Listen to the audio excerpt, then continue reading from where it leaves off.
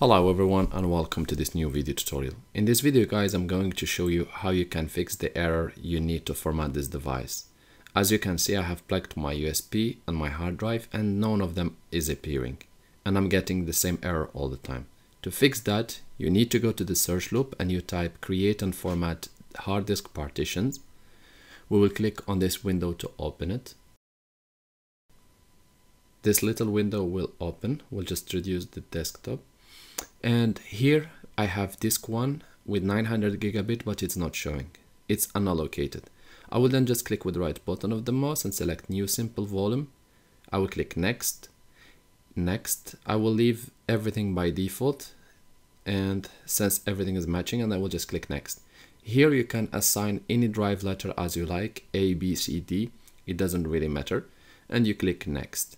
You can also change the type of the mounting device. Here I will just select format or do not format based on what I do need, and you can go ahead and rename your device or change the file type from exFAT to NTFS, and the volume you can rename it as you want. For example, I will name it test hard disk, and next step it's gonna be I will just type next.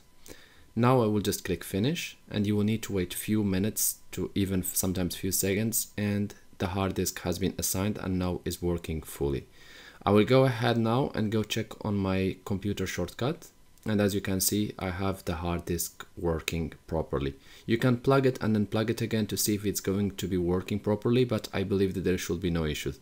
Just a little advice, in the future if you would like, it's better to create an additional partition in your hard disk so that you avoid, in case one of the partitions goes bad, you avoid losing all your data. Also make sure to click eject before removing your device. Thank you guys for watching and talk to you soon in a new video tutorial.